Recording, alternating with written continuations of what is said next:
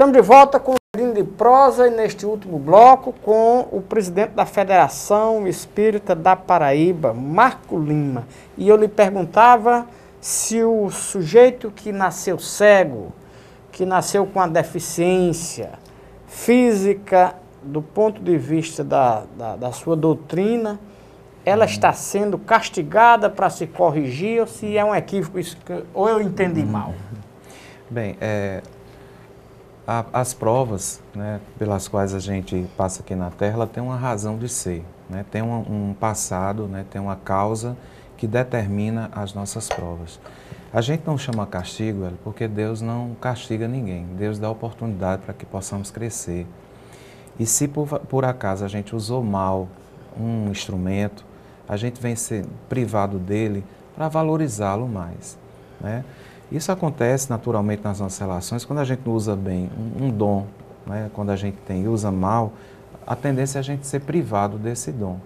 Se a gente usou mal as mãos para ferir, é bem provável, a voz para usar de maledicência, o olhar para ver só as coisas negativas do mundo, usando mal, ou então fez com que os outros penassem demais pelo excesso de trabalho e eles perderam a visão, é bem provável, pela lei de causa e efeito, que é uma lei natural também, a gente possa passar por essa pena, ou por essa prova. Como é que isso pode funcionar de forma pedagógica? Eu vou dizer o seguinte, por exemplo, se você impõe, digamos, um castigo a uma criança, ela tem consciência do que fez, que está sendo castigada e não fará mais isso porque sabe.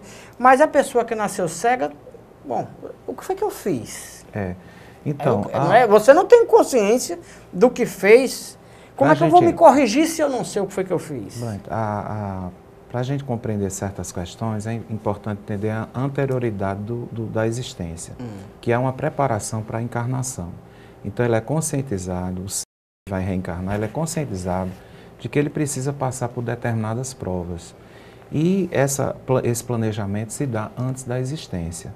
Alguns compreendem que há uma necessidade desse ajuste de contas com a própria consciência, com a própria lei. E tanto é que aceitam sem murmurar as questões, porque são anteriormente planejadas as existências, elas não são de uma forma aleatória. A doutrina vai explicar exatamente que o ser existe, ele pré-existe e vai existir após a encarnação. Então, as encarnações são frutos também dessa sequência natural das existências pregressas. Então, à medida que a gente vai evoluindo, a gente vai trazendo conosco tanto as virtudes, né, as conquistas, como aquelas questões que ainda precisam ser ajustadas. Por isso que a gente está reencarnado. Cada um tem uns ajustes para estabelecer aqui na Terra, do campo moral, do campo físico. Então, a gente tem alguns ajustes para fazer. Por isso que a encarnação nos é imposta, no intuito de fazermos com que cresçamos espiritualmente. Não é nada punitivo, não é uma punição, não é um castigo, mas é um ajuste de conta com a própria consciência. Significa que eu já existi num passado. Perfeito. E se eu quiser saber como foi a minha vida no passado, é possível e de que forma? Claro, primeiramente você com suas tendências. A primeira evidência é essa. As nossas tendências, o que nós somos hoje, é fruto, o resultado de uma sequência de existências. Então a gente pode se conhecer através das nossas tendências. Uns têm muitas tendências para alguma área ou outra, isso já determina quem nós somos. E, terapeuticamente, existe uma técnica chamada regressão de memória, que faz com que as pessoas possam acessar esse seu passado. Mas o fulcro maior é terapêutico. Por exemplo, nós tínhamos um caso recente que aconteceu de uma pessoa que tinha pavor a felinos, gatos. Então, quando ela via um gato, ela passava mal, perdia o fôlego, tinha um acesso, né, de tosses e agonia interna muito forte. A gente não entendia por quê, que eu ter medo dessa natureza de um gato. Foi recomendado, então, ela procurar o doutor Alberto Almeida, que é um espírita, homeopata e psicoterapeuta, e ele fez regressões de memória nessa criatura, para entender por que ela passava tão mal vendo um felino, um gato. Foi feita a regressão de memória, na atual existência não tinha nenhuma razão daquilo, não tinha razão. E ele, nas demais sessões, vamos para outras existências. Aí foi detectado que numa existência ela tinha sido presa, né, no passado dela, e essa prisão, ela ficou junto com panteras negras nessa jaula e foi jogada nessa jaula com panteras. E quando ela lembra desse passado, as panteras, né, atingindo-a, né, fazendo aquelas formas agressivas, ela lembrava desse passado que ela teve. Então, quando ela revia um gato, ela lembrava aquele passado que estava lá atrás. O trabalho da psicoterapia, portanto, foi tirar esse passado, ajustar ela para os novos tempos e dizer que aquele trauma do passado, aquela existência anterior, já não fazia mais sentido ela trazer aquele conteúdo emocional. E isso, né, em terapia é muito comum ver as terapias de vidas passadas. Inclusive, Brian Weiss, que é um autor americano, tem inclusive livros de best-sellers que tratam sobre existências pregressas, que não tem nada a ver com a doutrina espírita, são campos da própria ciência, entendeu? Então, a terapêutica, Wellington, faz com que a gente possa encontrar os nossos grandes traumas e ajustar, né, esses traumas, ter uma pacificação interior para que as pessoas possam viver melhor. Como é que a medicina encara o tratamento da saúde pelo caminho do espiritismo? Há alguma restrição? Não é ainda reconhecida oficialmente. No entanto, a gente está vivendo novos tempos. Novos paradigmas estão surgindo. Inclusive, médicos recentes têm muitos artigos em revistas científicas, onde o novo paradigma é saúde e espiritualidade. Quais os benefícios que tem para o tratamento a pessoa ser religiosa, ter uma fé, né? Aquela questão que eu falei, a fé é genética. Quando uma pessoa tem essa fé desenvolvida, essa religiosidade desenvolvida, ela tende a ter menos câncer, menos problemas de pressão, menos colesterol, menos propensão à depressão, menos problema de ansiedade. Então, eles estão detectando de que a religiosidade humana é importantíssima profilaticamente e também no sentido de dar uma aceleração na terapêutica médica. Então, é a saúde e espiritualidade caminhando juntas para entender o ser humano como ser interexistente. Nós somos seres espirituais encarnados, é importante que a gente frise bem. Então, não adianta tratar o corpo sem tratar a essência, o espírito. Tratar o soma sem tratar a essência. Portanto, o tratamento, às vezes, a fonte do problema está no espírito. Então, tem que tratar o espírito para que o problema no ser possa ser resolvido. Por isso que a reencarnação, voltando àquele ponto, visa atender, tratar o espírito. Porque quando ele é tratado, todas as mazelas, todas essas questões do corpo, né, as dificuldades, elas tendem a desaparecer.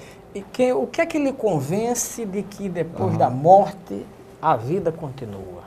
Um fato concreto. Bem, ou é apenas uma questão de fé?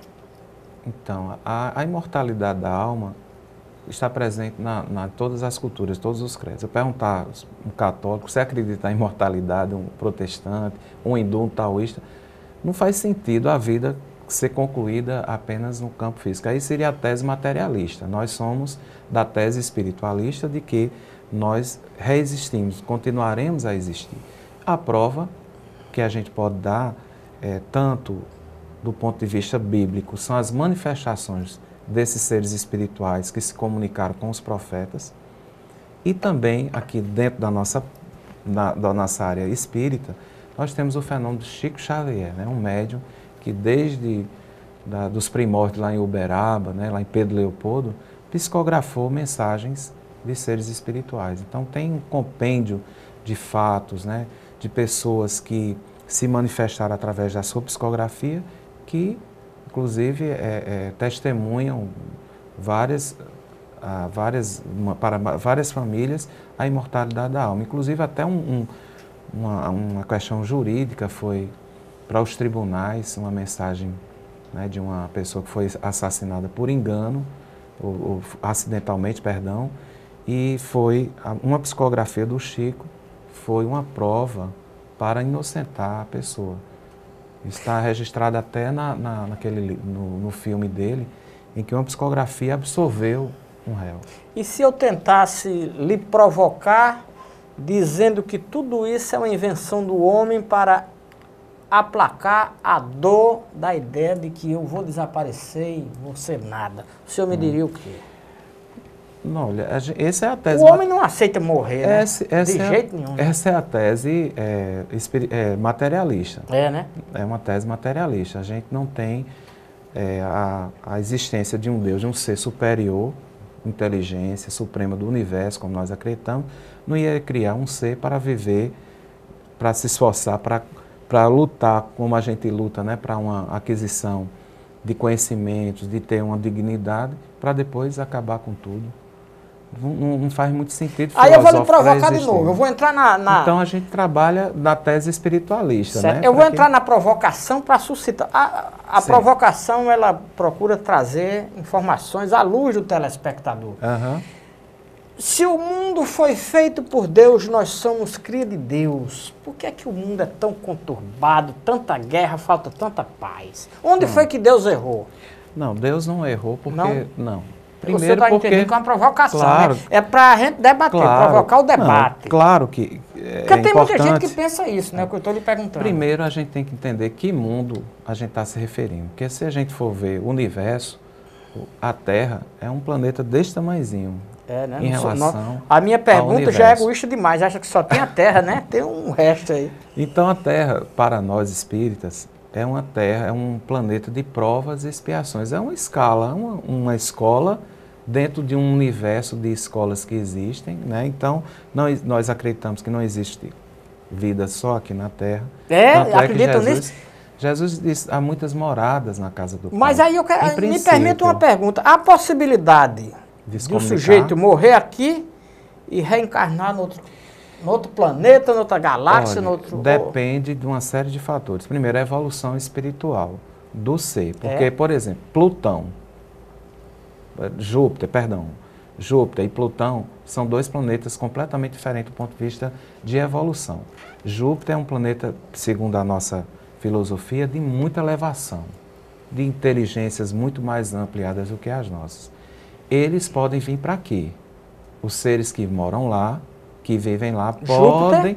Sim. Então, vocês acreditam que Júpiter tem vida lá? Tem informações, inclusive. Tá. Júpiter, Saturno...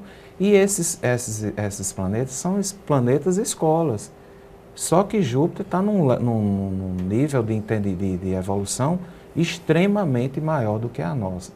Existem revelações de espíritos que vivem e que passam por aqui e que passam um período para dar uma evolução no planeta. No campo científico, no campo da medicina. Aí vem um Einstein, aí vem um Mozart. Puxa vida, como é que gênios dessa natureza são da Terra, né? Que a gente vê, meu Deus, como é que pode? Então, são seres que visitam a Terra, mas que são... O senhor acha que Beethoven é um cara que veio lá de Júpiter e passou por aqui? É possível? Bem provável. Planetas bem mais evoluídos, né? Deram um recado aqui deram. Tanto é que a gente vê, esses são gênios que dificilmente são superados. Do ponto de vista da sua produção cultural, da sua produção científica, da sua angelitude, um Mahatma Gandhi. É uma figura, né? Um Mahatma Gandhi, uma Madre Teresa de Calcutá, né? E tantos outros avatares que vêm visitar. É porque o tempo já se esgotou. O senhor vai ter que voltar um dia aqui para a gente continuar essa conversa, viu? Vamos, sim. Infelizmente, o tempo se esgotou. Já ia encaixar numa pergunta aqui, mas não dá mais. Eu quero lhe agradecer essa entrevista e lhe convidar para o senhor voltar, que eu vou me preparar mais para fazer outras perguntas. Tá certo? Muito obrigado, prazer. Satisfação é minha. Toda nossa, né? Estamos aqui para contribuir. Dedinho de Prosa vai ficando por aqui. Até a próxima, então.